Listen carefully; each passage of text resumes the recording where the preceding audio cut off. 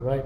Okay. So this is so the task is to actually connect this motherboard to the Atlas Copco controller and control the screwdriver, and it's supposed to sync the device. And this is the LCD screen showing up the latest results. And if you notice, there are 3 serial ports here. The top 2 is connecting to this Atlas Copco, and the lowest one is connecting to my PC. And I make a modifications for the serial port because it required a nullable serial communication. And here's the SD card, here's the power supply, here's the fast raptor, and on here what you see is the software I created to actually burn the program into my fast raptor. So let's try to create a program, and this is the default program. Let's try to set the first parameter into 600 so that it runs at 600 RPM. The second one's lower, 300. The third one, make it to 100. Right? And what I'll need to do is connect to the board via serial, and then I will hit burn. Once I hit burn the device, it will burn the program into my SyncMaster and run the screwdriver. So alright, so click this to burn the program, and it takes a while to burn the program. Once it's done, alright, as you can see, the device started to run.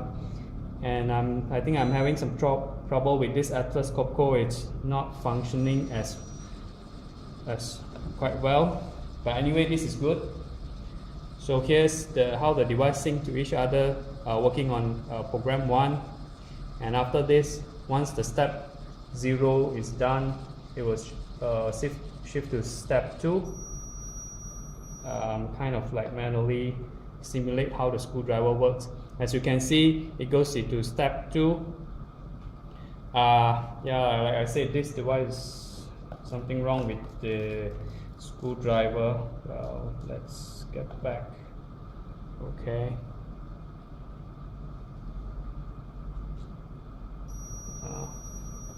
Now then it goes to the step number 3.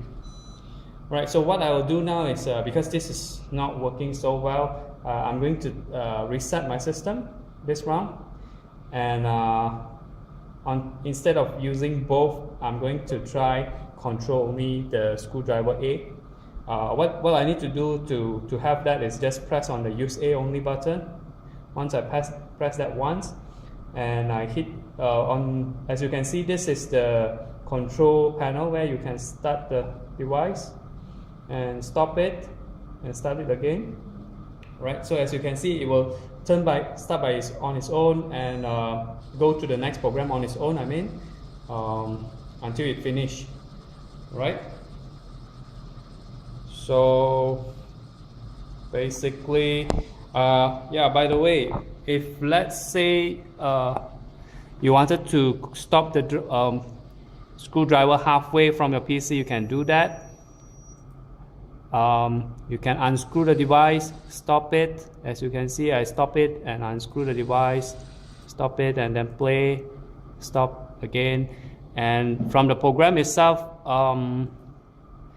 you can shift the steps, or you can delete the steps, or you can add new steps and burn it to the controller.